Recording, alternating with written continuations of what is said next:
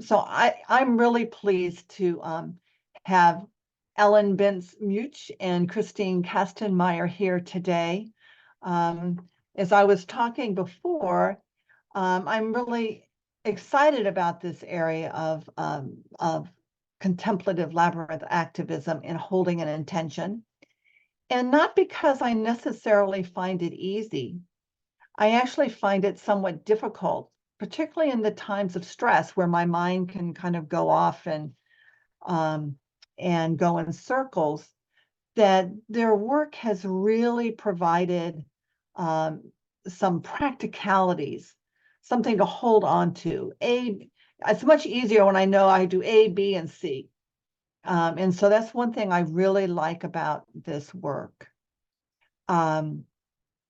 Also, well, before I go on, I'd just like to introduce our wonderful speakers. First is Christine Katzenmeyer, and she is actually a gerontologist and founded several award-winning programs in Denver for the elderly. She's also a mindfulness instructor and teaches mindfulness for chronic pain and medical conditions. In 2014, she was on the board of Veriditas and had her own idea, which was to create the Legacy Labyrinth Project, which has which is now its own nonprofit. It has been since 2017, and is creating a number of labyrinths around the world and energetically connecting them for the purpose of peace. And so she has been working in this area of bringing forth consciousness into the labyrinth for a peaceful intention for a number of years now. Out of that work, and out of the work with World Labyrinth Day and the research project that she did with Baylor University, has made kind of a very streamlined approach. So it's a pleasure to have Christine or Chris here today. And Ellen has been working with the labyrinth since 2001 and has done a lot of work in institutions and in prisons and inner parts of Chicago, and then is also has started the Global Healing Response, which was a way for the labyrinth community to come together in times of crisis and in times of emergencies. Since 2020, she's chaired the World Labyrinth Day, which is, I'm sure, a big job through the Labyrinth Society, and now is chair of the Labyrinth Activism Network as part of the Legacy Labyrinth Project. So these are people well steeped in their in this field, and I'm really glad that they're going to speak with us today. And I think I will just pass it over to them. Thank you. It's so great to be here with all of you, and really fun to see familiar faces. And some of you I've known for years, and then some of you who are new, and I hope to get to know you. Chris, did you want to add anything as a first? Yeah. I'm going to say hi to you, Ellen. Good morning. Good morning. Good morning, Ellen.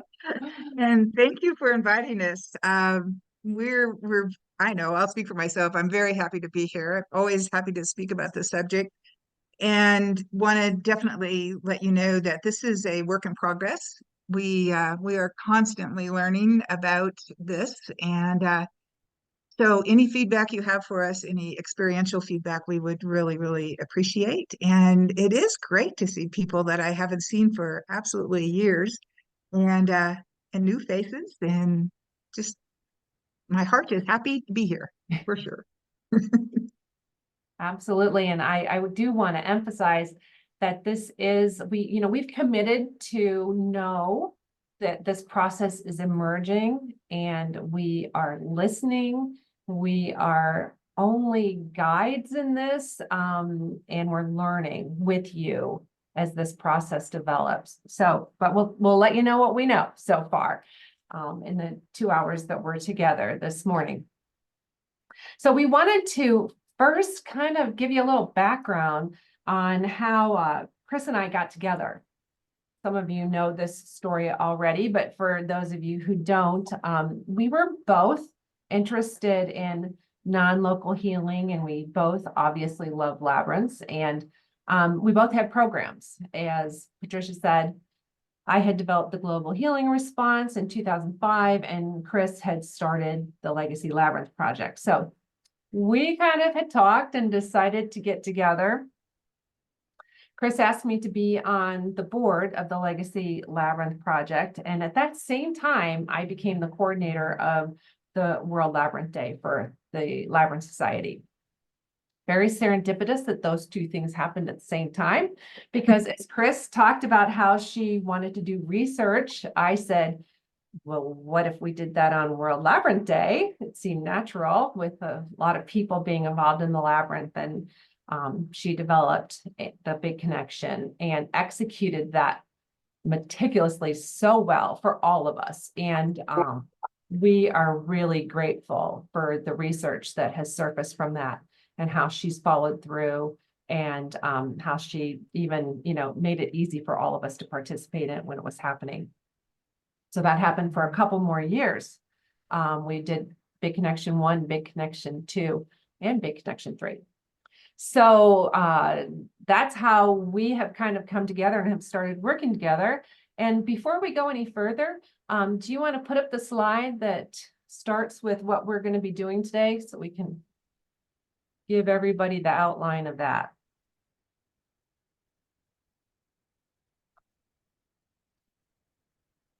Okay, so we've covered the introductions. We're going to talk a little bit about what contemplative labyrinth activism is compared to traditional view of activism. We'll explain the process that we have found to be effective. Then we're going to actually have an experience, because what we're learning as we talk to groups and present this is that if you can experience it and feel it is an important word. You're much more likely to do it in your community and take it further. And after we experience it, we will process as a group what happened for us, what we felt, what we feel we want to take forward, and then we'll be on our way for a Saturday afternoon. So I hope that sounds good to everybody. And maybe we can do the next slide.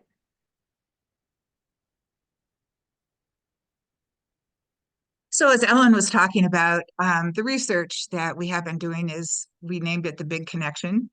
And World Labyrinth Day, as I'm sure all of you know, is always in May, and it is a international event. And because we were talking and learning and exploring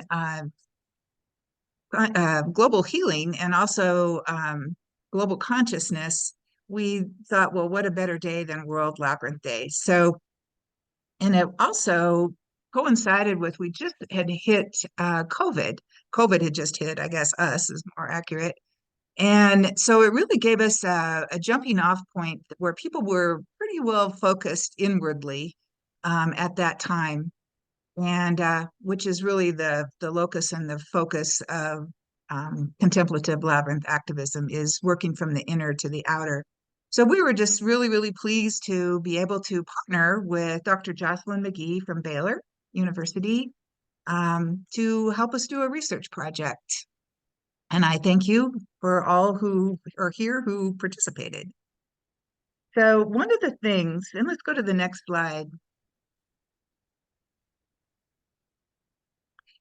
These are, in our very first study, this was the study from 2020. These are the three major statistically significant things that we found. And the first one was a sense of connectedness, which is probably, not unfamiliar. And we also found the collective labyrinth walking as a transcendent experience, which is really a whole other workshop in itself. Today, we will be focusing on the third finding of this study, and it was the sense of compassion and desire for action. And you have to remember, or I'd like you to remember, I guess, is that this was at the beginning of COVID. So a desire for action might have been, due to, could be due to, all of us feeling the intensity of the COVID experience. But this particular finding is one that we did not anticipate. And I'll go through this a little bit more in just a moment, but that's why I want to focus on this one today. And if we go to the next slide, we'll look at just two out of over 1,000 testimonials, but these kind of reflect what I'm talking about. One of them says, in my walk today, it was clear to me that I want to always speak out about injustice in the world. I didn't know using an intention could do that, and I do now. And the second one, in my walk, children's suffering came up. I want to do something besides just feel the feeling. I am aware of my heart. I will ask my heart what I can do. These are really just reflections of hundreds of other people who found that what was happening when they were walking with an intention, specific intention that we had for the big connection, that through this walk, they were discovering that they really wanted to take some sort of action to a social issue. It really boiled down to 4 areas. And we kind of put those into 4 areas, which is illustrated in the study itself. So let's go to the next one. Next slide. So from this desire to do something, to take action, we found and felt that this was very much about activism, wanting to take action. The contemplative part is definitely walking the labyrinth. And because Ellen and I are both labyrinth lovers and, find it to be, central to both of our lives, we really wanted to study the effect of this on and with labyrinth walking. So that's really the short version of the background of how we came to this name. I'll just say briefly, we've had some pushback about this name, activism. And the reason we keep it is because we feel it deeply that it is activism, and taking action from contemplation is a new way of activism, which I'll talk about next. But we stand by this name for sure. So as you can see, and as we've said, our interests aligned with my global healing response that I started in 2005.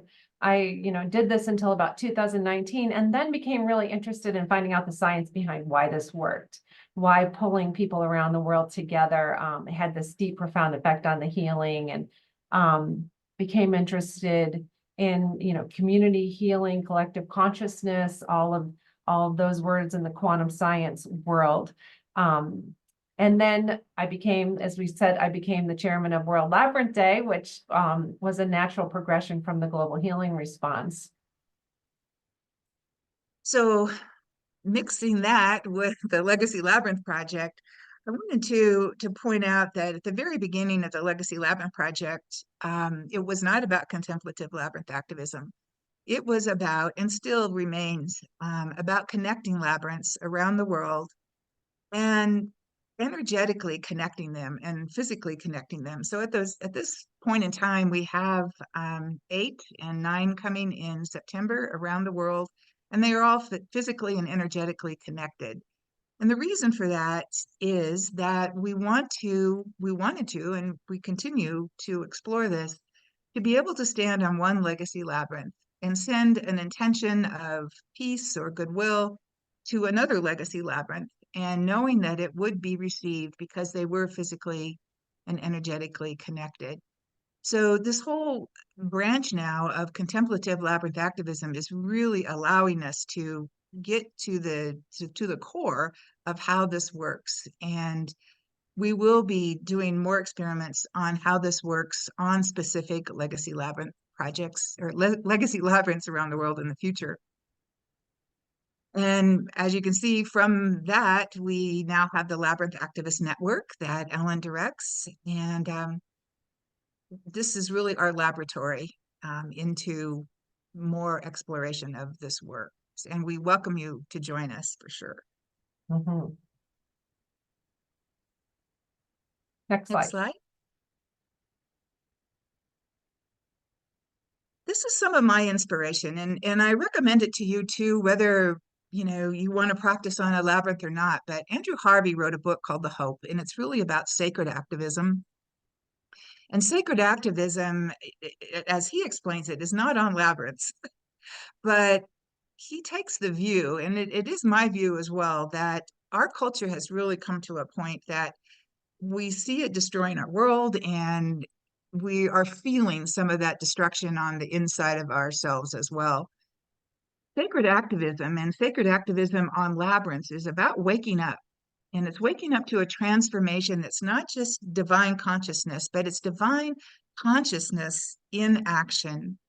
And that is really the big point for us. Is it's great to contemplate, and it's great to walk within and with the divine, but what are we doing with that information?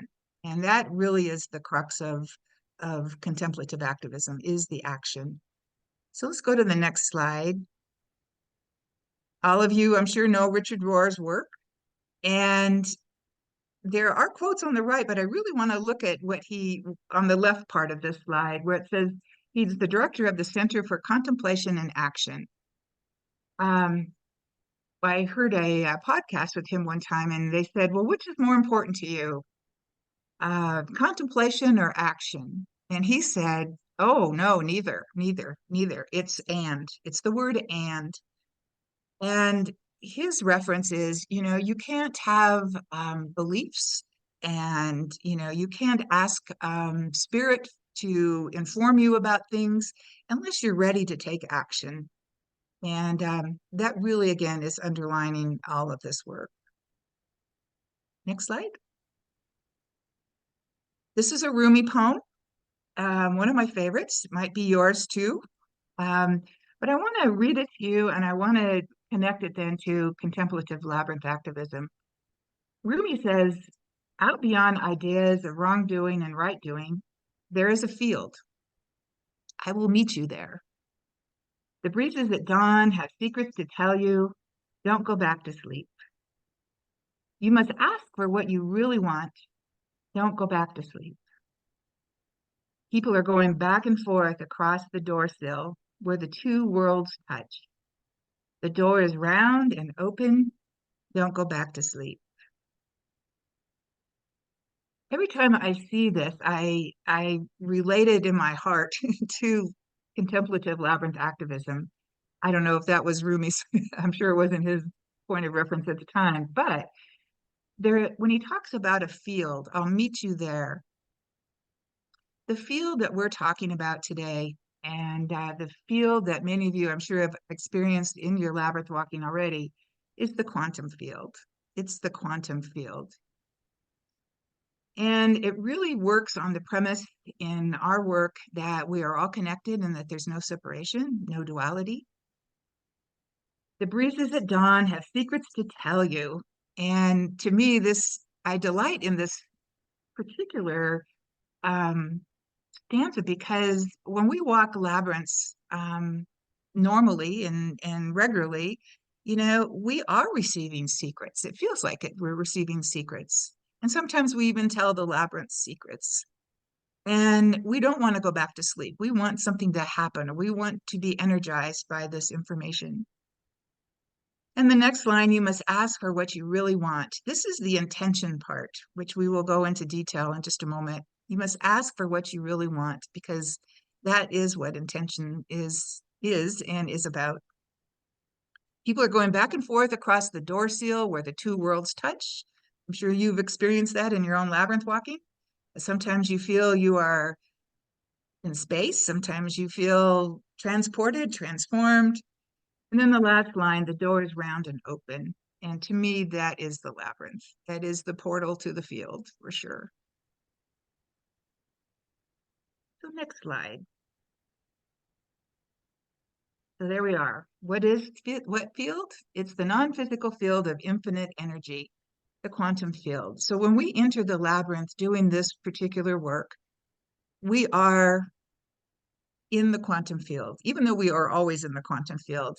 But when we do this practice, we use the labyrinth as the tool, as the platform to allow us to really focus into our intention and the energy that allows us to be the conduit of this energy. So next slide. So what is contemplative labyrinth activism? Again, as Chris has said, we were highly intrigued by what role the labyrinth would play in this. So we've continued to do research, and as she said, we started a laboratory with real people, and we call that the Labyrinth Activist Network. And we'll hear all about that later. So there's a lot to learn. There's a lot to know. So Chris, tell us about the difference between contemplative labyrinth activism and traditional labyrinth activism. Okay, there we go. We're calling traditional activism probably the activism that comes to mind when you hear the word activism, and maybe some of us have participated in this way. On the left-hand side, like marching with signs, marching together.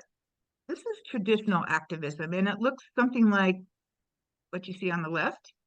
In traditional activism, however, someone is right and somebody is wrong. Always. You're marching because you believe what you believe, and it's usually in contrast or conflict with something else. So someone's always right. There's a duality in this kind of activism, and it's usually noisy. It's okay. Activism, and I'm saying this, I don't know this for 100%, but I'm going to assume that this traditional activism isn't always heart-centered, which you'll learn in a moment that the other activism is. And for sure, this traditional activism is an external action. It's all about outward, and not so much inward. No, and I'm certainly not dissing this at all. Traditional activism has made a lot of change in this world and will continue to make change in this world. I'm just suggesting that there's a different kind of activism as well. So let's go to the next slide. And this kind of activism, contemplative activism, is what we're calling a spiritual practice using heart-centered intention for healing and social change. And I think the underlying two words in this is social change. We all are labyrinth walkers, and we all have been taught and have our own experience about transformation individually when you walk a labyrinth. I was really curious back in the Veriditas days of, well, if one labyrinth can make transformation, what about a lot of labyrinths and a lot of people working collectively on an idea? What would happen then? So this is sort of a experiment in that question. And when you look at this, you can see the people on the beach, and maybe one of you is there. I took this off the internet, so you might be in that picture. But you can see it's not noisy. They're standing around, and what they're doing is they're doing a meditation. And in contemplative labyrinth activism, it's not about being right or being wrong. It's about sharing your intention and being the conduit of the energy and that intention in the quantum field. So it's about connecting. It's connecting to the field. It's always internal work. The external part might be walking the labyrinth, but as you're walking the labyrinth, you're walking contemplatively. And it's always heart-centered, always, which we will do that experiential piece in just a moment. So let's go to the next slide. There is an overlap, though, between traditional activism and contemplative labyrinth activism. It's both groups, both kinds of activism. We don't shy away from controversial issues at all. And as you heard Ellen say earlier, we tackle some of the biggest issues in our work and feel very, very much the need to do so.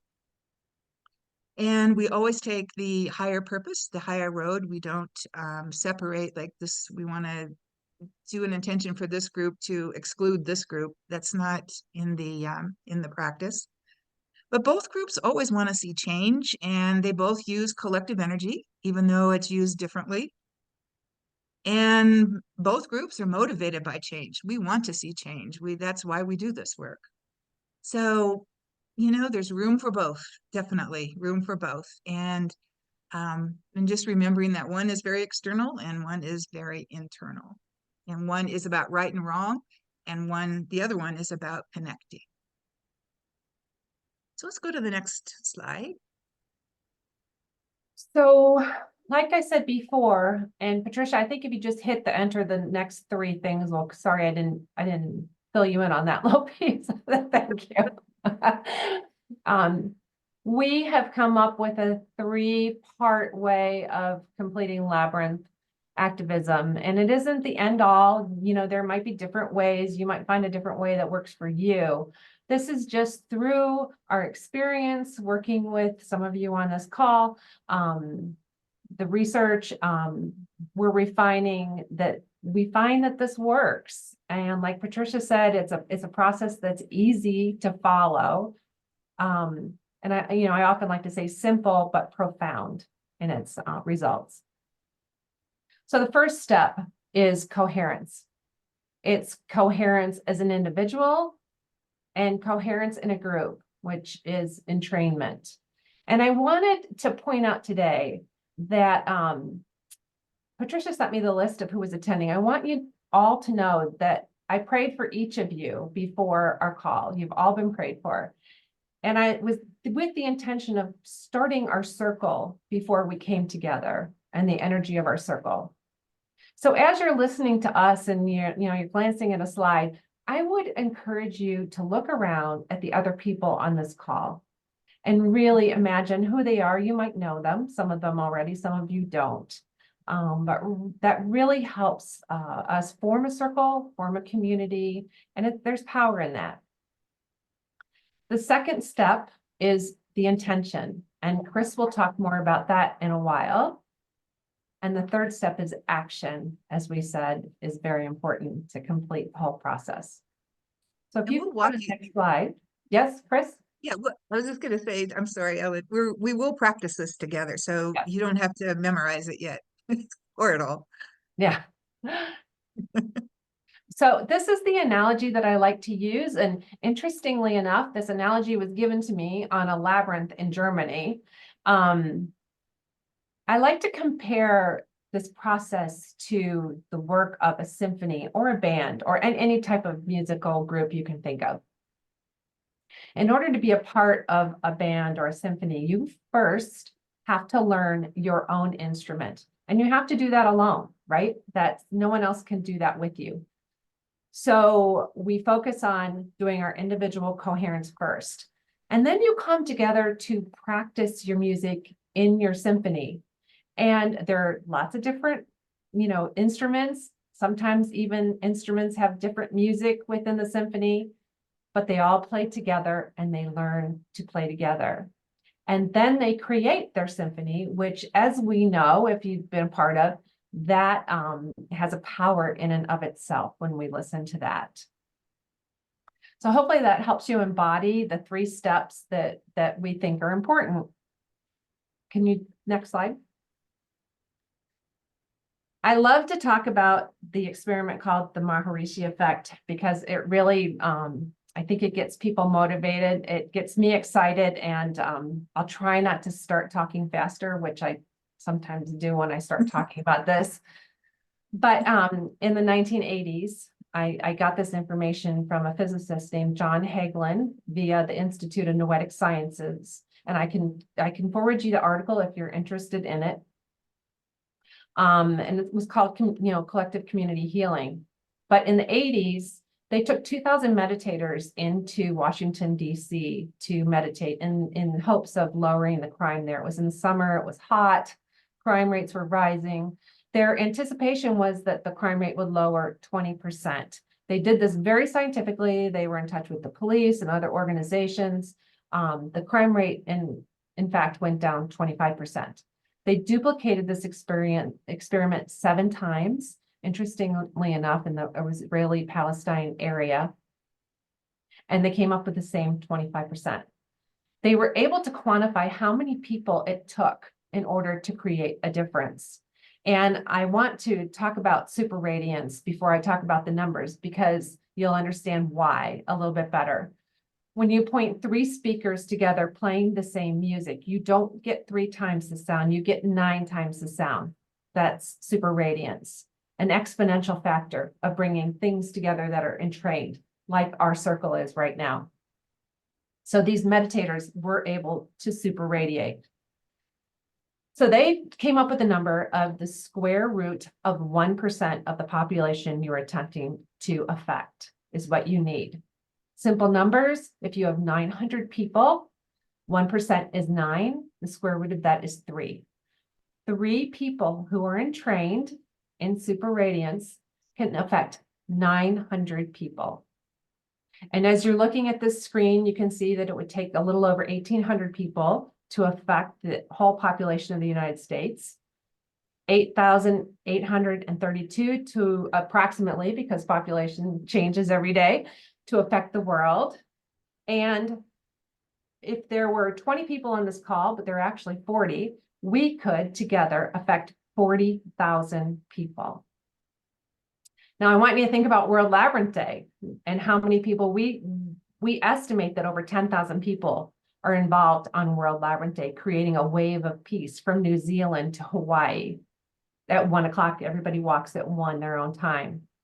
So we do have the possibility of affecting the entire world on World Labyrinth Day. I don't know about you, but I find this really hopeful and full of possibilities. And when you know these numbers, you think of what we could accomplish together and what contemplative labyrinth activism could do. Also, we're modeling for the rest of the world this process, using the labyrinth for us, but other healing modalities might use their healing modality to do this. As I often say, I love the labyrinth community. It's full of wonderful people. And if I were spirit, I don't know a better, group of people, global people I would tap to do this. So yay, us. I think we can do it. I think he has tapped us, Ellen. Yeah. Or she, it has. She has, yes. Yes. So I've been talking about coherence, and just in case you're unclear about what that is, this picture represents well what coherence is.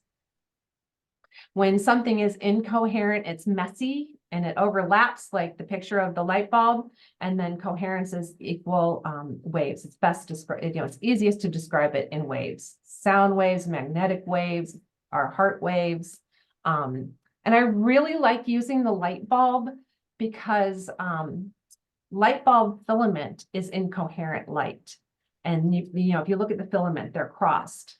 It still gives off light, but coherent light is a laser. And we all know how powerful a laser is compared to a light bulb. We do surgery, we cut things, the possibilities are endless. So that's the difference between incoherence and coherence.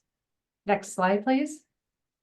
So I just wanted to give you an example of scientifically how the different emotions vibrate and what's considered coherent and incoherent. Not good and bad. Don't interpret this as good and bad, because we all feel all these emotions, right? And we need to, and we should. But incoherent energy is anger, frustration, resentment. And coherent energy is forgiveness, grace, love, mindfulness. The greatest of these is love. And I highly recommend, if you're interested in this, to read Power versus Force by David Hawkins, as he has calibrated these different emotions. So you can see that if you apply the concept of coherence, love truly is more powerful than anger and fear. And I love what makes me think of The Wizard of Oz when Glinda, the good witch, is saying to the bad witch, "Be gone, you have no power here." That's what I think of when I think of, anger and frustration. if we can stay in the place of coherence, we can say, be gone. You have no power here. We are much more powerful. And then when we come together, we're exponentially more powerful than anger, fear, and frustration. Next slide, please.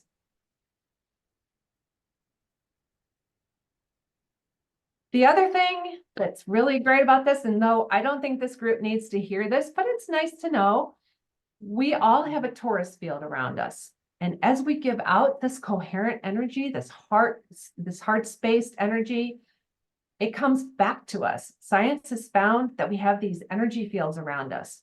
So as you do this work and it goes out, especially the work of Lynn McTaggart is finding that that energy comes back to us. When you send out peace, peace comes back to you. That's also called the participant effect. So in contemplative labyrinth activism or any type of activism, one thing that's positive about this is it makes it sustainable. We're helping ourselves as we help others, and we can continue our work a lot longer. Next slide, please. So to your point, Ellen, I just had a thought.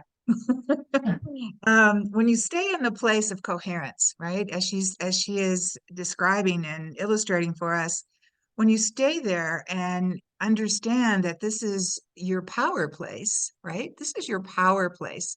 And when you, like she said, when we're doing it with a whole big group, then it becomes the power place of the group. What you want to do in contemplative labyrinth activism is to really maximize that. And to maximize that energetic power is to add an intention.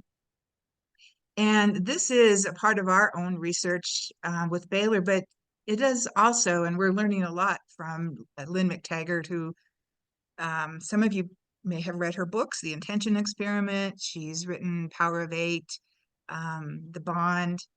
But her definition is intentions are thoughts directed with energy that seem to have the power to change our world.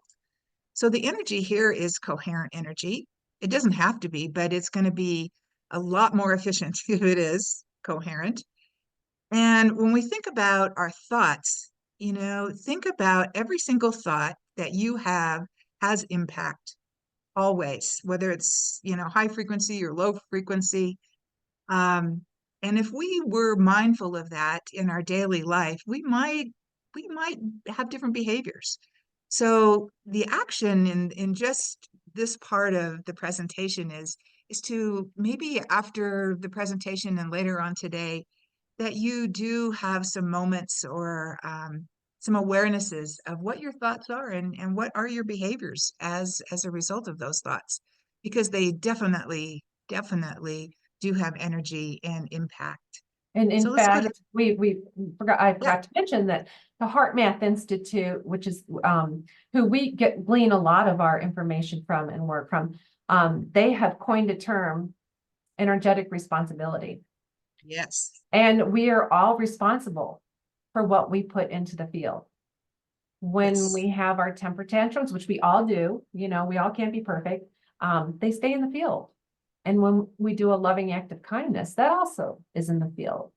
So, they say, what are you putting in the field today? And the action is you get to choose. Yes. You get to choose. Or try your best. Yeah. Or try your best. Absolutely. Let's go to the next slide. So let's just look at the picture here just for a second. And this kind of, I don't know, web that it looks like in the picture. This is just obviously an illustration saying and showing and illustrating that we are all connected. We are all connected. And that, again, is really the base of this work. And that we actually make our own reality from our own thoughts. Now, if we're entirely awake or awakening, right, we're going to be more mindful of that. We're going to be more aware of that. And this work definitely helps you become more aware of that. And Ellen said a little bit about this a little bit earlier, but when we do this work, And we walk with an intention. We are walking for the other, but we're also seeing it come back to us. So when we're walking for the other, it doesn't mean a separation. It means that if I'm having an intention for the Middle East, the war in the Middle East right now, that's not separation. It's like I am intending for the other. And whatever my intention is and whatever emotion that I have behind that or with that, I will be feeling too. And what we have been seeing in our own research, and again, we're just at the tip of it right now, but we're seeing that this work does increase the compassion in all of us. We see the word compassion in our questionnaires over and over and over again. That when you walk for another, you are still in the oneness of the other, but you start to feel the compassion for not only yourself, but for the other. Now, does this happen every time? No, probably. But I just wanted to point out that this is one of the trends that we're seeing in the research that we're doing.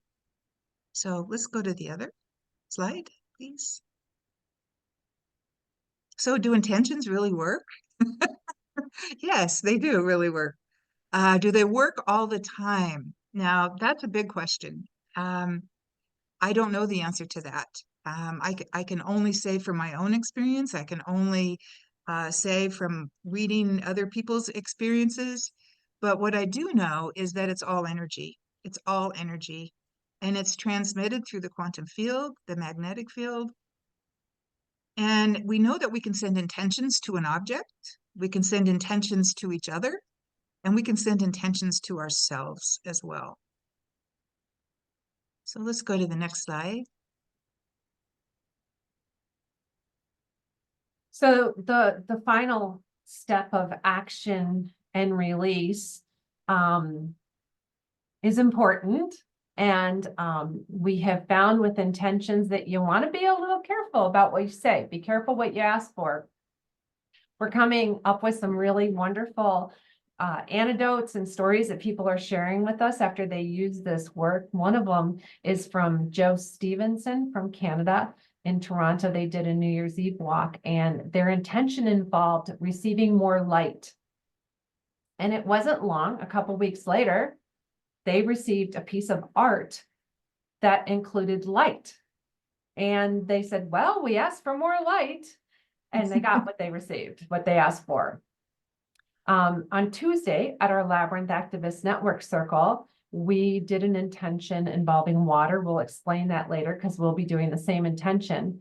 And one of the women there who was from Honduras said, I'm going to volunteer. I'm going to take some action with the water crisis center that's in our town.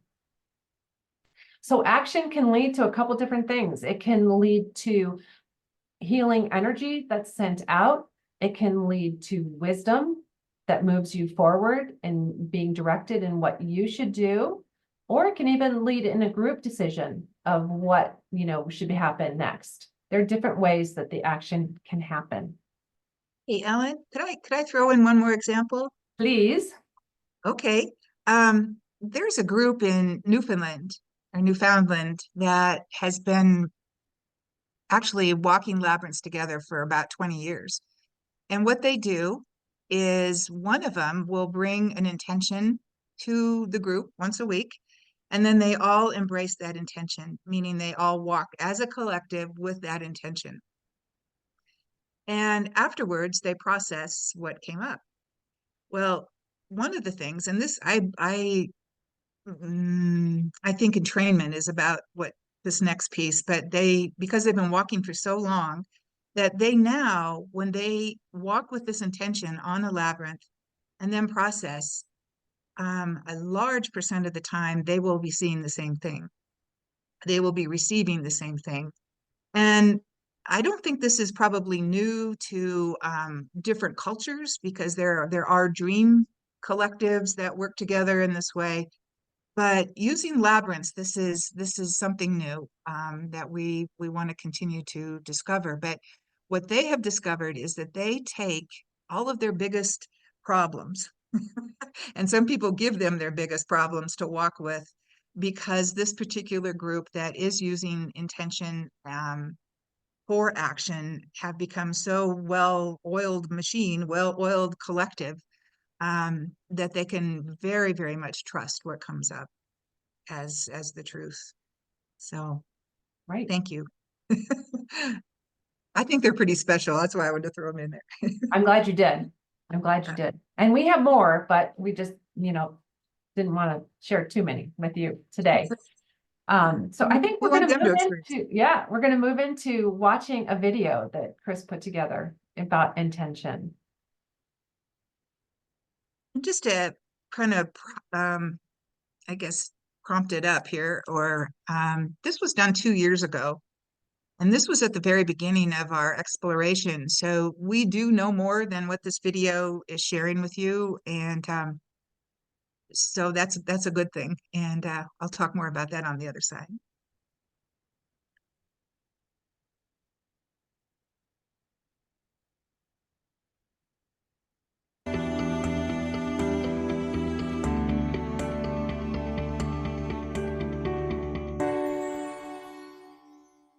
Hello, my name is Chris Katzenmeyer, and I'm founder of the Legacy Labyrinth Project.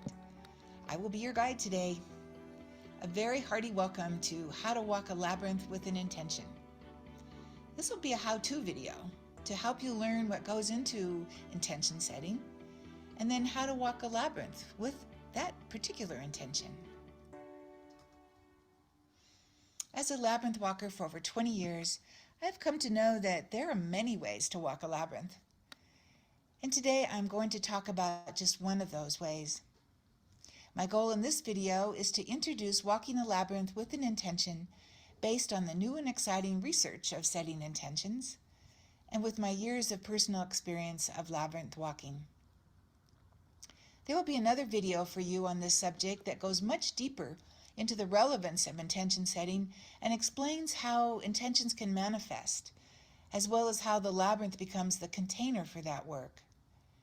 For the sake of time today, however, I won't go into all of that detail, but do invite you to go to our website, www.legacylabyrinthproject.org, in the future to view that particular video. So here we go. How to set an intention. Make your intention specific. An example of a non-specific intention might look like, may the world have peace. An example of a specific intention might look like, I intend peaceful resolution for my daughter this week, who is experiencing anxiety with her online studies due to COVID-19. Do you hear the difference? The new research being done in the field of quantum mechanics as it relates to intention manifestation points to intention being more specific and something you have passion for. So don't be afraid to make it as specific as you can. Feel the vibration of your intention. An example of that might look like, I intend that the pain in my stomach is immediately and permanently eliminated within the next 30 days. It's imperative that you try your best to become the energy, the vibration of what a manifested intention would feel like. In this case, would this be excitement? Would it be the vibration of relief? Would it be the energy of celebration? Whatever it is for you, see if you can't try and feel that energy as you say your intention. This is where the labyrinth is a great help. By moving forward on a labyrinth, you have some time to allow this vibration and energy to emerge. If you are setting an intention for someone else, make sure you get their permission first. Intentions are desires of the heart.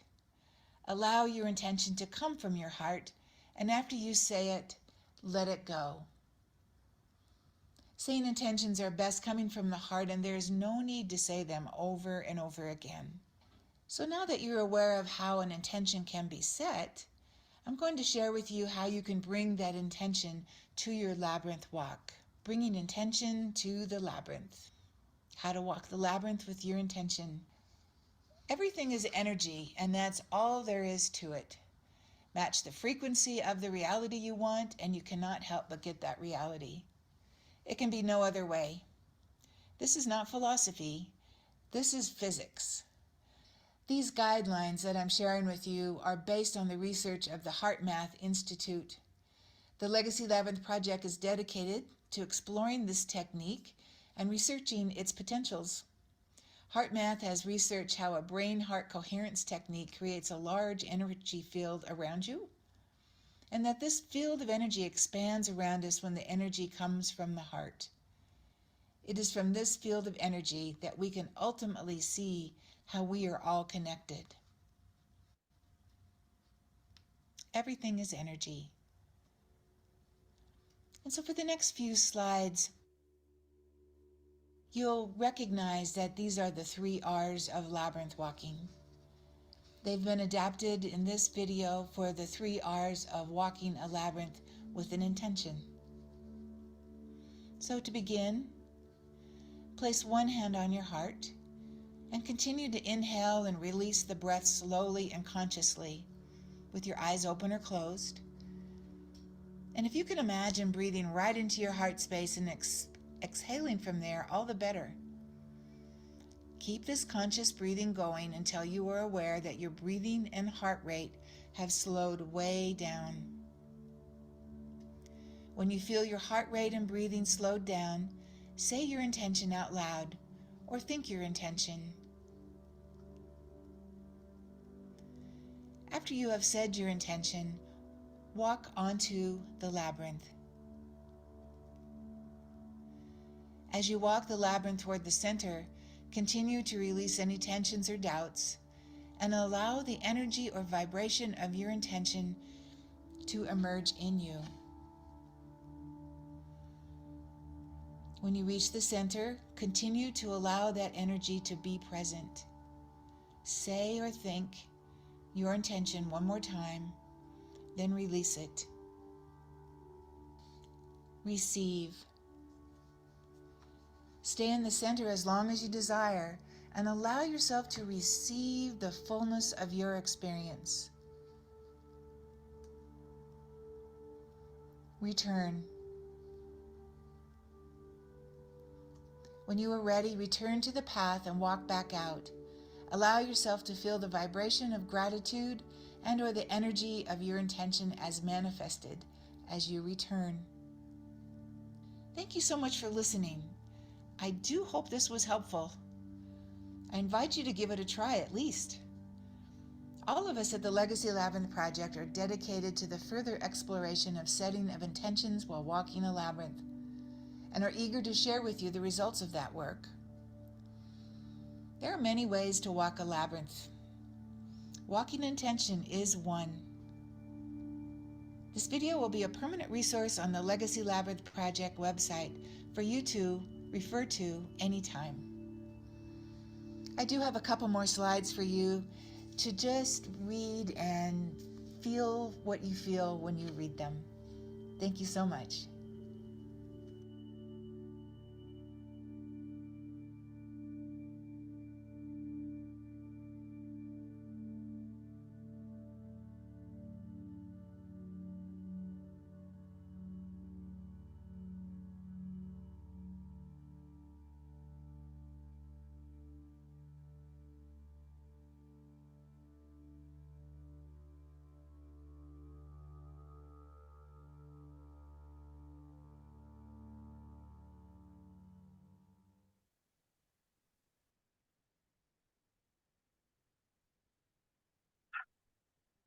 Thank you for that, Chris. That's a beautiful video. Every time I watch it, I love it more. Thank you. I think we have just a few minutes. If there are, at this point, anybody has any questions before we move into the experiential part of the 2 hours. Does anybody have anything? Again, if you can raise your hand using the icon or wave your hand so we can see it, that would be great. I think we have about 5 minutes, Alan, for a few questions, and we will have 20 minutes afterwards for more questions. Mhm.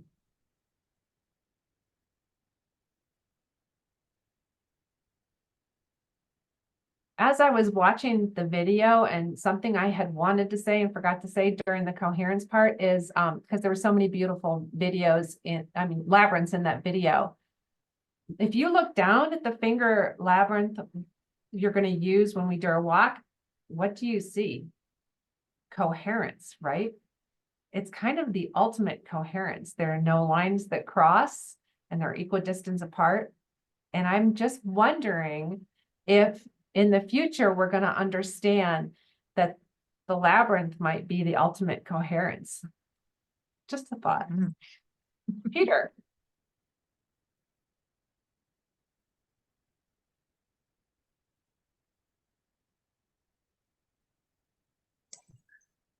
There you go. There. Thank you. Yeah. I'm Peter from Newfoundland, in fact, and attend the Labyrinth group that you referred to, Chris. Thank you. Yay. Thank you for mentioning us. I'm also a part of a poetry writing group, a small group of 7 of us. And I find what you've just said in terms of the synchronicity, the common threads as we share our poems. We share a word, we're given a word, and we write to the word. And again, the consistency that we find in the writing is like what you've said, is the consistency we experience as we share after coming out of the labyrinth. So I guess wanted to kind of point out that I guess my simple way of celebrating this is just to be grateful for the work of the Spirit. It's that spiritual, or the spiritual, that the Spirit that is the congruence, and to notice that and be grateful for it is really special. So thank you, and thank you for facilitating this today. Thank you, Pleasure. Peter. Yes, thank you, Peter. And I think you really nailed it, Peter, that we are just the conduit. We are not the power source of this work. We are the conduit. And I think if we start to think that we are the power source, then we're in a different space. We are just the conduit of Spirit. Yeah. Thank you, Peter. Patricia. Trish. Yeah. Hi. So could you talk a little bit more, maybe you're going to do this in the experiential part, about how you use the HeartMath Institute to gain coherence, what that process is like? Do you want Chris, me? Sure. I can do it if you want. Sure, go ahead. I'll add if I need to or Yeah. have to. Well, the HeartMath Institute has done some wonderful work about coherence and the energy that comes from the heart, the electromagnetic field that we each emit, and the power that we have, and they relate that to the rest of the world and the earth and the sun, and it's really fascinating research. I highly recommend going there, and they have some great resources on their website too. So when you go into your heart, and you can make that energy, when you're in a heart-brain coherence, and actually you can go to the Legacy Labyrinth Project YouTube channel, and I did a video on this subject that you can watch. As you breathe through your heart, and you inhale and you exhale as though you're breathing through your heart, you calm your vagus nerves in your body, and that helps tell your body that you're in a safe place and it's okay. You can center and relax. You also, they're finding you emit energy, your field, the torus field that I was talking about, becomes much bigger when you're coherent, and you exude coherent energy instead of incoherent energy. So yes, Chris will be doing a brain heart coherence before we go into our meditation. So you will be experiencing it too. Is there, does that answer, Trisha? Yeah, okay, great. Yeah, I'll just add one thing. When you have a thought, there's energy from your thoughts that go out from this part of your body. But when you have a feeling, or you put a thought in your heart, it goes out 60 times more than from your head. So we can see how just much more powerful the energy from our heart is, and how much more it affects and moves outward too. What you might not know is your heart sends more information to your brain than your brain sends to your heart. Mm-hmm. Sheila. Hi. I do better with going inside my body and walking my body as a labyrinth. And I know that Chris said that there's all kinds of ways of walking the labyrinth. Because I can raise more coherence because I'm using that app and I can see where I'm at. I don't use the finger labyrinth. I don't use a walking labyrinth. The stiller I get, the deeper I go. Mm-hmm. So can you maybe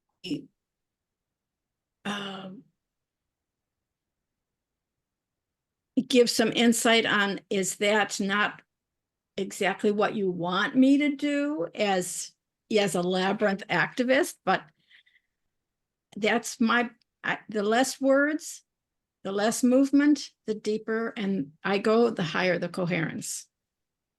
Right. And I understand, Sheila, since we've talked about this before, that you actually, when you do that walk, you are working with an intention, right? Mm-hmm. Yeah. Yeah. There are a lot of groups, a lot of communities that are doing the heart work, heart math obviously being one, but there are a lot of groups that get together, on a regular basis and pray, or, get together as a coherent energy community. What we're interested in is, what is the role of the labyrinth in that? So, I have no, this is good, that is bad, anything's to say. I think you walk the way you want to walk, Sheila. And, this is just about, how does the labyrinth, and I know your work in labyrinths, and that you walk as, you see the labyrinth, you are the labyrinth, you embody the labyrinth as you walk. So I think it's probably the same thing. I mean, I always love hearing your feedback when you do that. Yeah, the Transitus labyrinth that's behind me, actually, I use those steps. I reconceive myself. I implant myself in the labyrinth. I form my heart in the labyrinth, and I embody the labyrinth. So I am walking it, just not physically. Yeah. There's Great. no right or wrong way to walk a labyrinth, right? We've all learned. That's what we've learned. Yeah. Well, I think we can take more questions a little bit later. Yeah. So But thank you. Yeah, we love questions.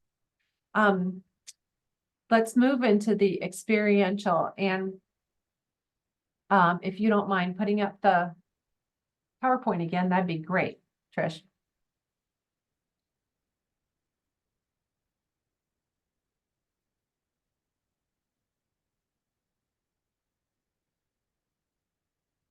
We can do the next slide. And the next slide. There we go. So, to give you a little bit of background, this is the intention that we used Tuesday night at the Labyrinth Activist Network Circle. And some of you were here who were there on Tuesday, so thank you. This intention is based on the Global Healing Resources for 2024. The theme for 2024 is Our Planet.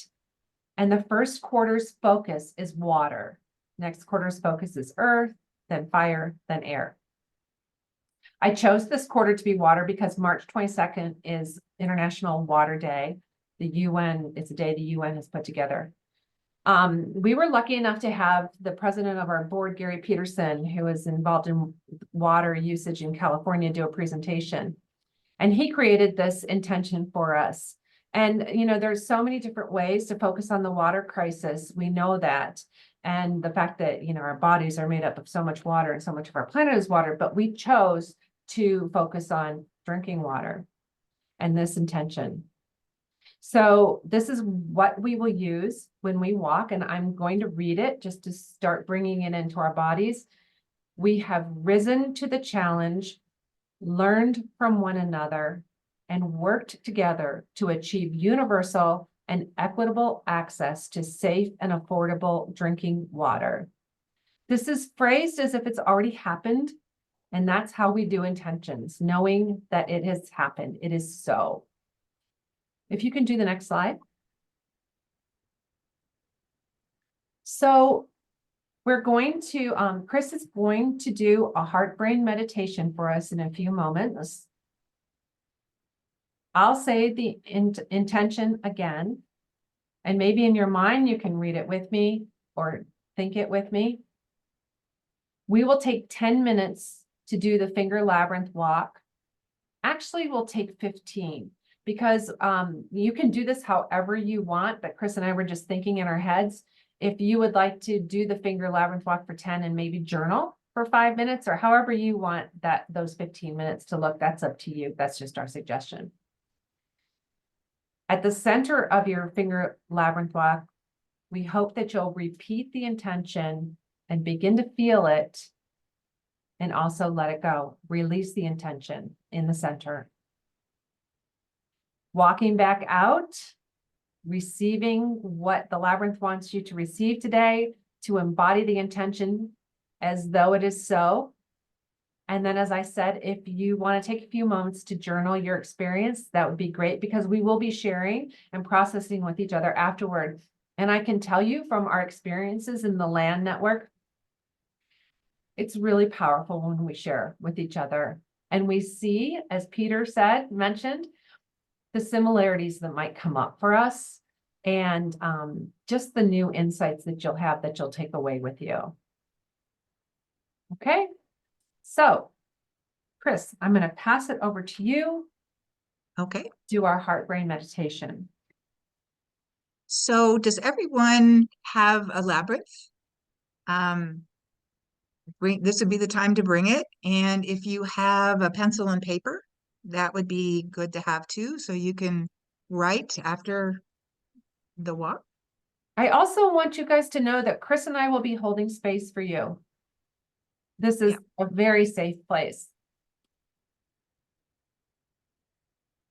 So I'm assuming that you have your labyrinth and you have your paper and pencil.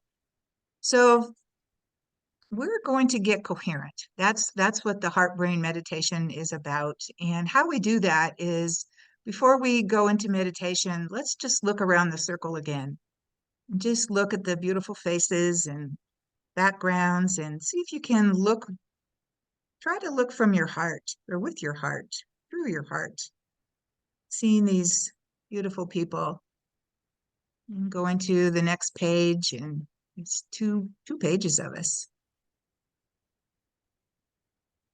You can just look at the names and faces, backgrounds, and see if you're looking through and with your heart.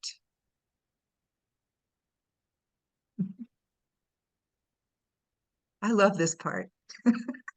It's my favorite part. Okay. All right. So you kind of get a sense of our group. You kind of get a sense of what we all look like, right? So that is setting the stage for coherence. And Ellen, as Ellen said, she prayed for all of us as a collective and a group. So the energy of this has already started. So when you feel comfortable now, we're going to take about 5 to 10 minutes, somewhere in there, to connect into our hearts, to expand this coherence of our community here. So when you feel ready, I invite you to mute yourself, have your labyrinths ready, and go ahead and just close your eyes. And if you feel like you want to, turn off your video, that's fine too. But this would be the time to just close your eyes and get comfortable in your chair, feeling your feet on the floor.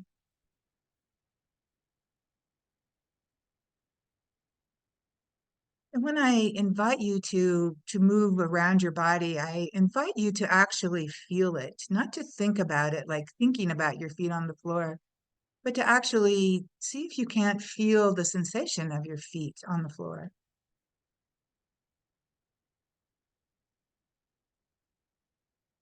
Possibly feeling the sensation of your back next to the chair, where your back and your chair come together. Just being aware of what that might feel like.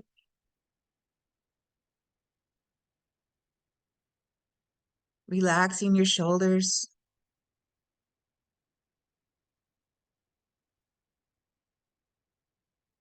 Relaxing your face.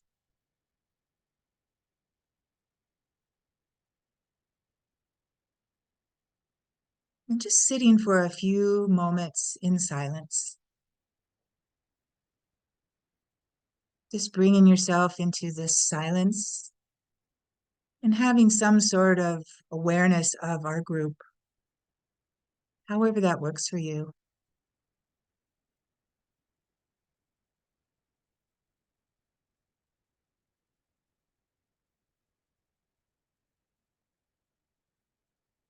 Just allowing yourself to drop into the silence of this moment, listening to my voice and feeling the connection of this group, this community that we have formed today.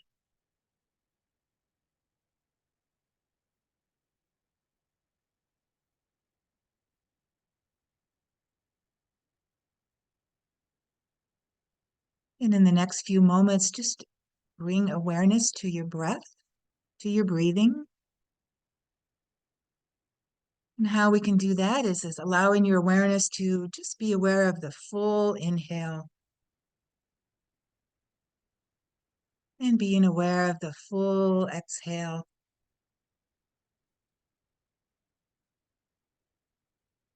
And just repeating that, allowing our awareness to be aware of the full inhale of breath into our body and aware of the full exhale from our body.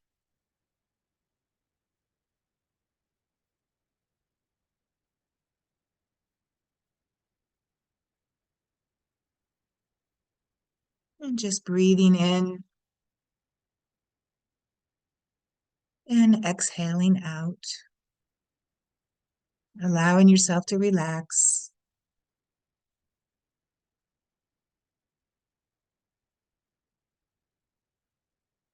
And just breathing in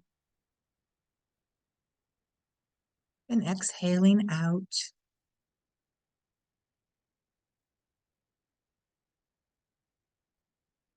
And the invitation now is when you inhale, in your imagination, imagine that you're inhaling right into your heart space. So you're breathing the energy from the outside and from your breath right into the heart space. And when you exhale, that you're exhaling your breath from the heart space. So it takes a little bit of imagination. Just imagine breathing into the heart space and exhaling from the heart space.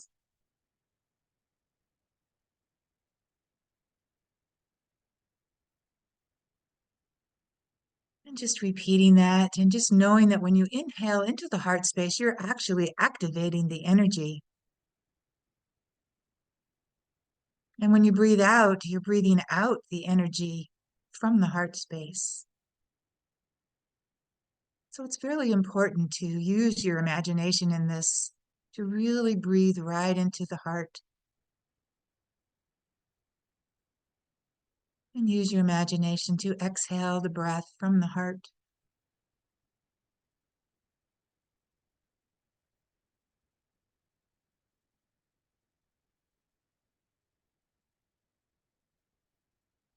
So just continue breathing, inhaling into the heart, and exhaling right from the heart space.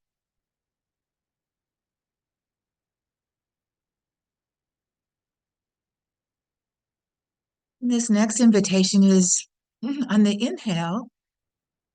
In your imagination, see if you can't feel or see or whatever it is for you, inhaling sunlight from the very, very sun, inhaling sunlight right into your heart. And exhaling sunlight from your heart. So you're taking in the energy of the sun into your heart, and you're exhaling the energy of the sun in your heart out. Breathing in the sun.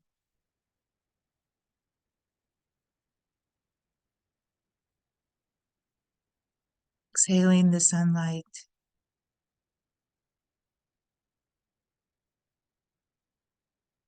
Breathing in the sun right into your heart space. And exhaling from the heart space.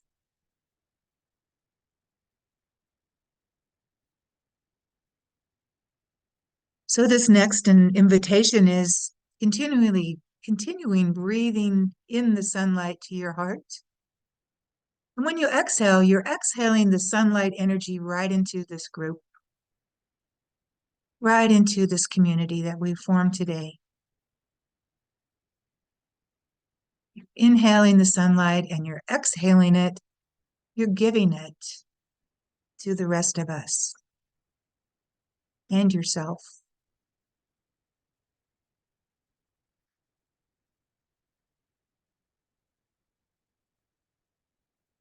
Inhaling sunlight from the heavens and exhaling that energy right into this group.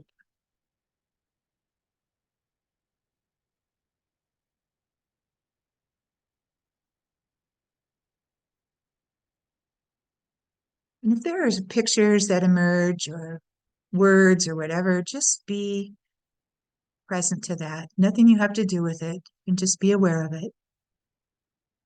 But just continuing to breathe in the sun and exhaling the sun to the group.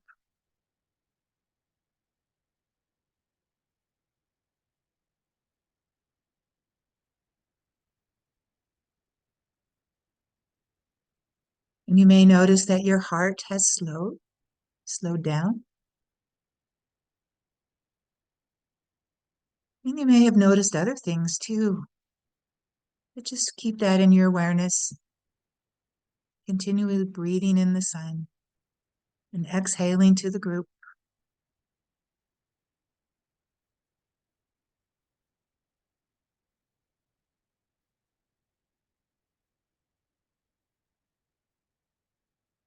Just relaxing and breathing. And being aware that this group might very well be breathing together, might very well be in coherence in this moment,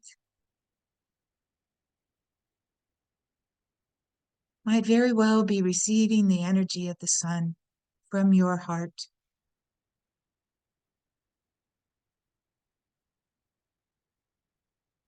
So we'll take the next couple moments to just breathe and feel into this experience. And I'll count to 4. And on 4, I invite you to open your eyes slowly or however you want to. And then we'll begin the intention.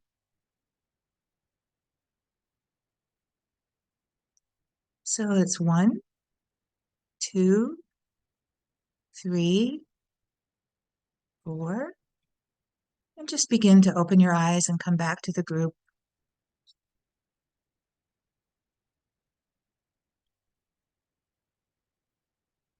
You're welcome to keep your video off.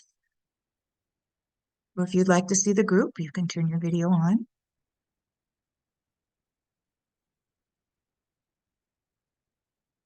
Thank you, Chris. As you stand or sit at the entrance of your finger labyrinth, I will repeat the intention. And if you'd like to repeat the intention before you walk in, feel free to do that. We And have, just I'm sorry, could I just remember to release it when you get to the center? And you can also shorten it too. You can shorten it to, may we all receive drinking water that is clean, or clean drinking water. Sorry, Ellen. That's okay. We have risen to the challenge, learned from one another, and worked together to achieve universal and equitable access to safe and affordable drinking water.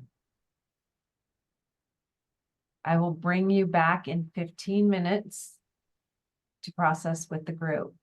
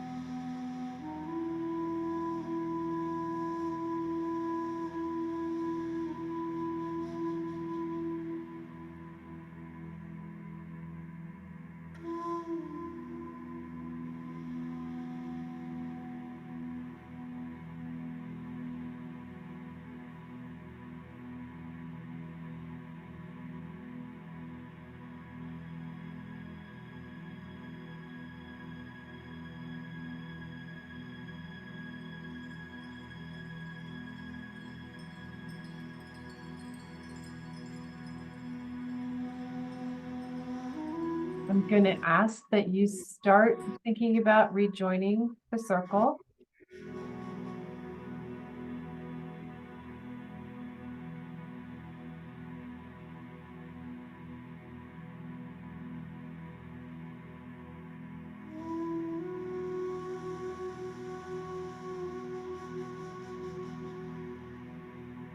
If you have a question or a comment, please feel free to put it in the chat.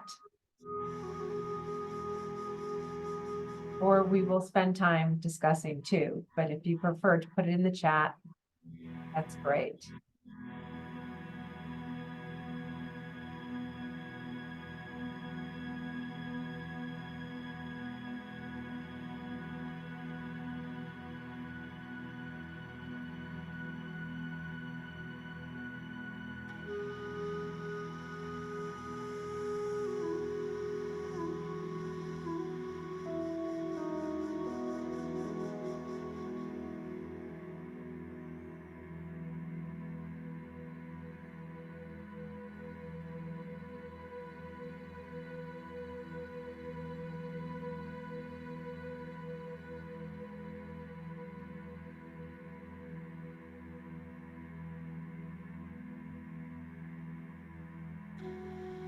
Patricia, could I ask that we stop the share and start our discussion?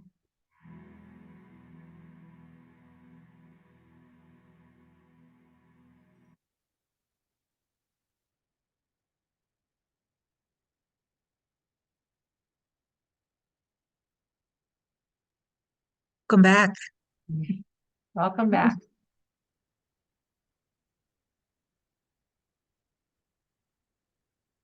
So as we did before, if you have a question, you can use your icon on the bottom right of your screen so that we can see that you have a question or a comment, something to offer.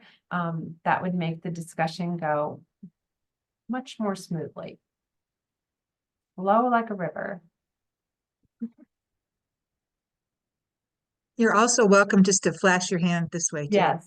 We will see that. Laura. I just wanted to share briefly that with the heart meditation, that the image that was there was of being a prism and the white light of the spirit coming in, going out as rainbow to the different needs of the world. Beautiful. The uniqueness of it. Wow. Thank you. Thank you, Laura. Yeah. And the rainbow, which is light shining through water, right? Right. Yeah. It all worked. It all works. Thank you, Laura. We would love to hear your experiences or questions. It really feeds us all.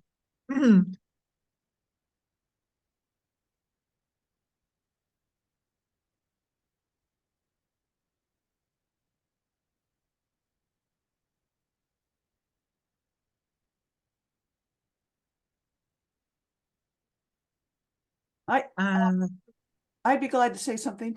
Martha. Great. Yeah, thank you. One of the things, this came from a labyrinth walk I was doing on New Year's Eve or New Year's Day. And, I was just aware of looking at they're all mostly that day, it was all middle-aged women, my age and younger and older, and thinking about why, does it just attract this crowd basically? But realizing this is really a hidden source of power that's not recognized by our society, and it's very strong and very powerful. I guess it's just a comment, but any reactions would be open to it. But just more and more aware of how we have all this power that, that our society doesn't value and doesn't seem to know about. Martha, it's interesting because of course we see that in so much labyrinth work that we're finding in the Labyrinth Activist Network. It's attracting many more men. And, maybe even you'll see on the screen that there are more men involved. And we're so happy about that and welcome that masculine energy. We're so happy. And maybe it's the action piece. I don't know. I don't want to speak for the men in the group. But I think this type of work is hopefully helping to diversify that power. Mhm. Yeah. Thanks, Ellen, Martha. Vana had a question too, and I know Cindy has her hand up. Okay, well, let's go to Cindy and then to Vana. Yeah, it was a very powerful experience for me. When we started the heart meditation, my feet were on the floor, but then I pulled them up because I felt like I was floating on water instead, because water was the element that we were doing, and so I felt like I was floating on the water. And as we were breathing in and out, it was like I was breathing in the water, and my heart was a purifier.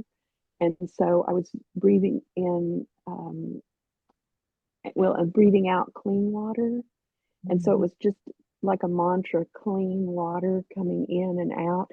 And it almost reminded me of the way I feel when I do the Tonglen exercise, breathing into the heart and out. And then when the light came, it came through the water. And then when you said to connect with everyone else, my mind wanted to bring everybody into the water where I was. But my heart said, no, just breathe. And so as I breathed, then I got a sense of the whole world being lighted in the water, and you all, wherever you were lit by the water and the cleanness of that. And then, but this is the interesting thing, when I rested in the center and released the intention, then I walked out of the water, and the land that I walked onto was dry and parched. And so that was a little confusing to me, that it was such a stark difference. And I wondered if you had any thoughts about such a different, and all I could think of was to just continue to breathe, but the mantra was dry and parched as I continued to walk. A lot of times, Cindy you may find your own answer in a day or an hour. I would refer to yourself and just stay open to, or maybe even ask, what do I need to learn from this? Or what needs to unfold? What do I want to see, need to see? I don't know, Thank Ellen, you. what do you think? I agree. That's what I was Mhm. saying too. Thank you. So we'll go to Vana.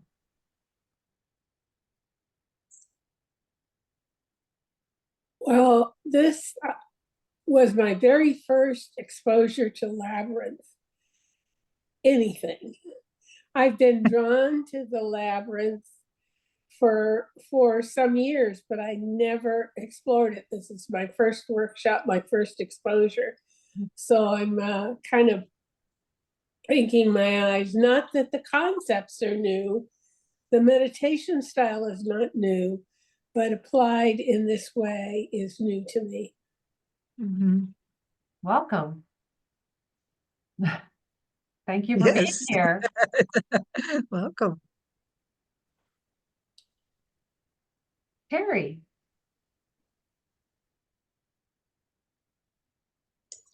Yes, I really I resonate with the floating, if that's an appropriate choice of words.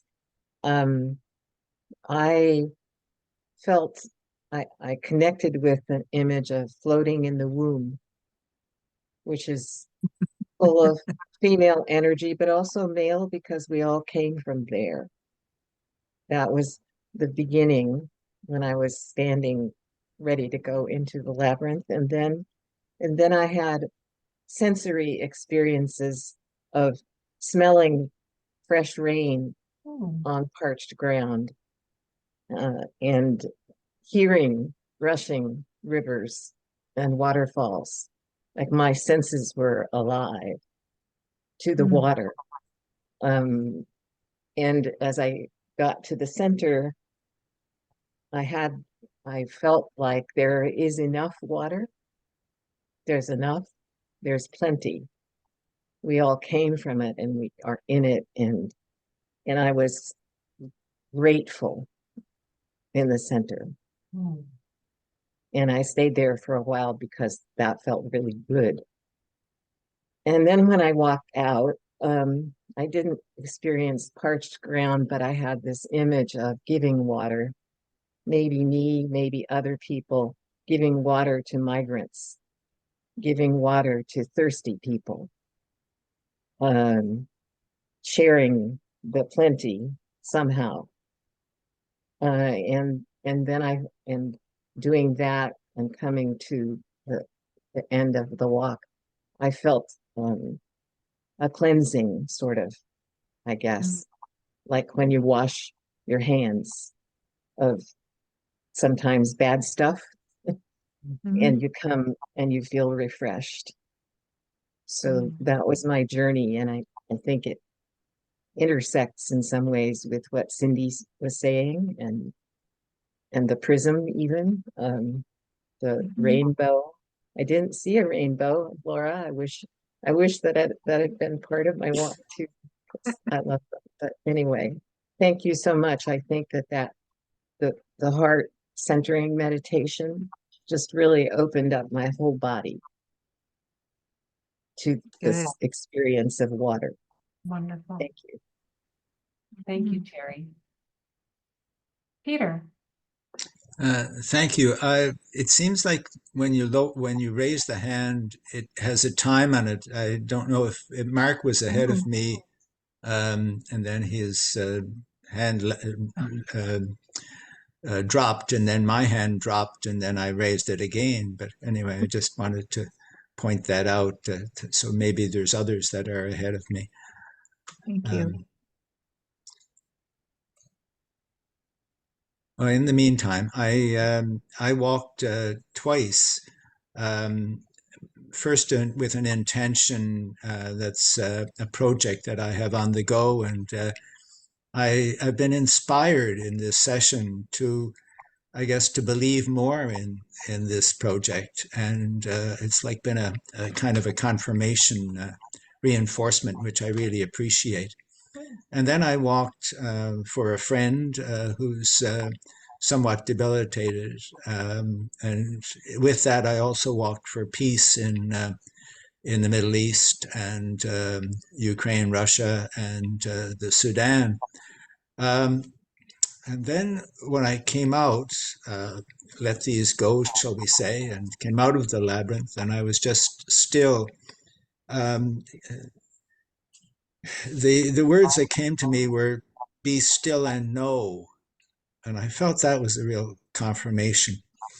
And then take this cup from me, which was recognizing, I think, of my own need to let go and trust. And then the words "I'm not alone" came. So there was just a real kind of progression and unfolding that I was listening with my heart and my mind. So I thank you for opening this space for me today. Thank you, Peter. Wonderful. It's beautiful. Pam. Hi, Pam. Hi. Hi. We haven't seen each other in years. Hi. I know, lots of years. Well, I wanted to share what the experience meant to me, and I am I've come back from a sickness for a few years, and I've all my life been an activist, but in these times when I'm older now, I mean, consider I'm almost 80 now. When I'm older, it's hard to know what I can do and not, get sick again. And I love the labyrinth. I love the whole of the intention, because while I dropped it down to safe and equitable, and equitable was safe and equitable water, what I realized was that I didn't need to do it alone. I am where I am in life, and I'm so glad that we're all learning together. and that people with my particular circumstances have something we can do. We can absolutely be part of the intention. We can absolutely support those who have the strength to be doing the physicality of it. And it just felt really life enhancing to me to know that even when we're 80, we can do something. And so I'm very grateful for the Labyrinth work, and I'm grateful for every one of you in the circle. So thank you. Good to see you, Thank you. Pam. It's so brilliant. So brilliant. Thank you. Chris, I'm doing a time check. What are we? We probably have time for maybe 2 or 3 more questions. Okay. Jean. Hi, Jean.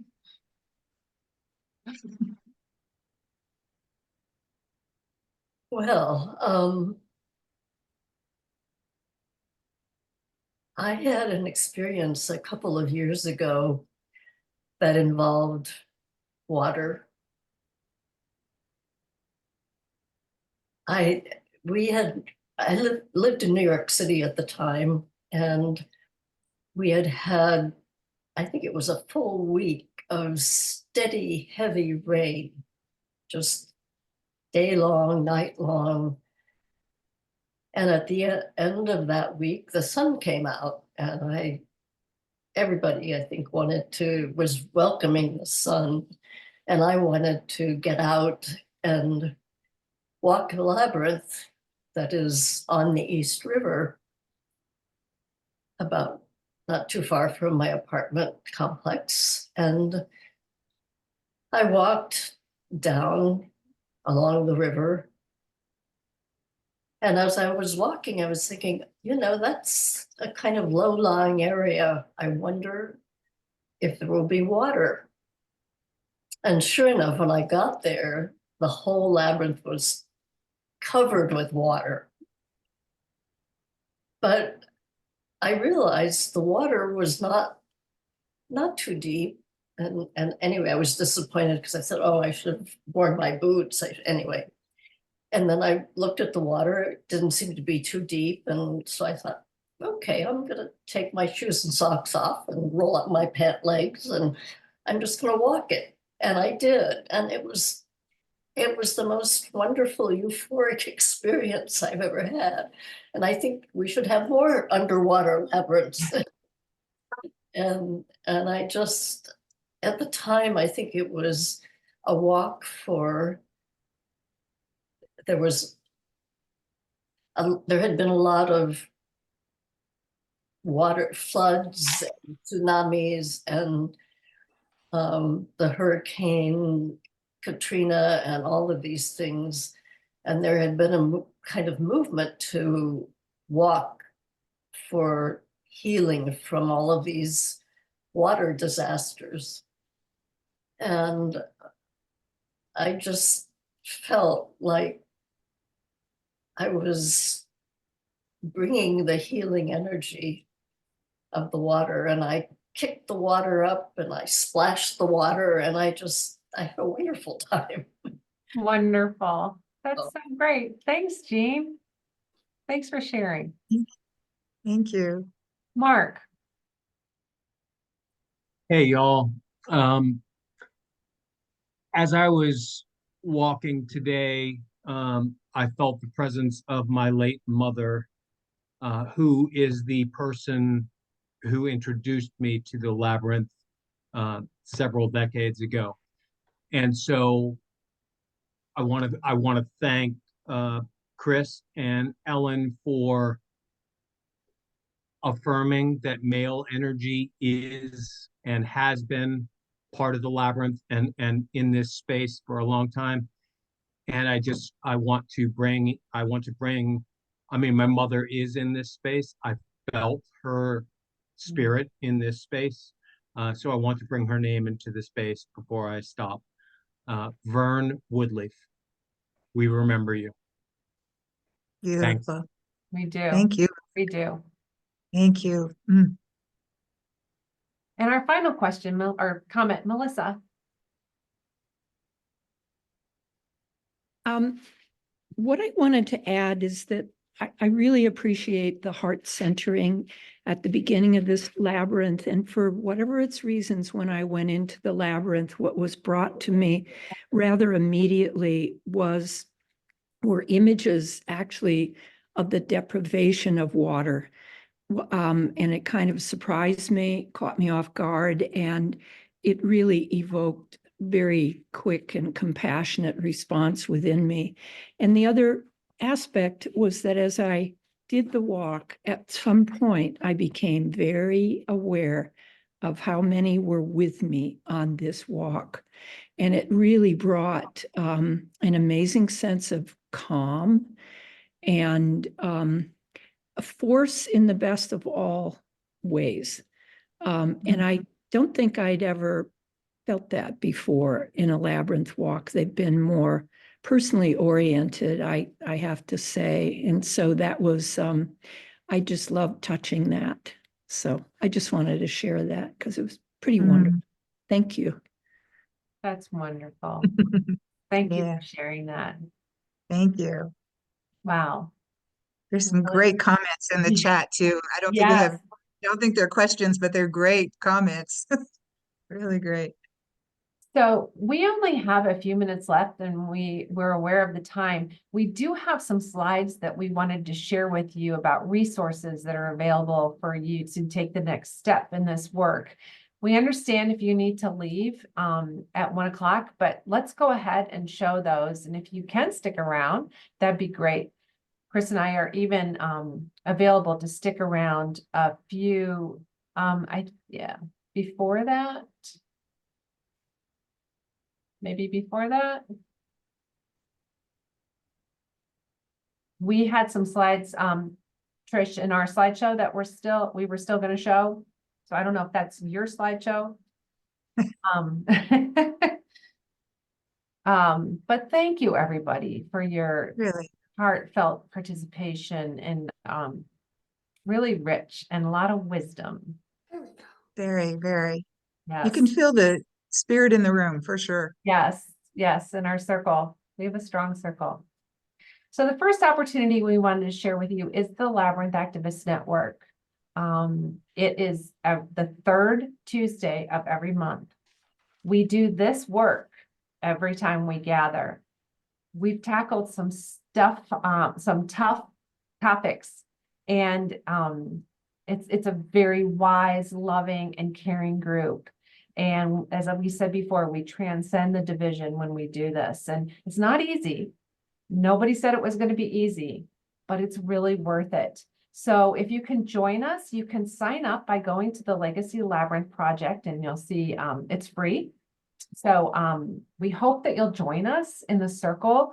You know, as I said before, the more of us that there are, the stronger we will be. So if you can go to the next slide. And as we talked about before, World Labyrinth Day is May 4th. There are many pre-World Labyrinth Day webinars, the next one being next Saturday. There are resources to help you plan an event. What am I missing, Chris, about World Labyrinth Day?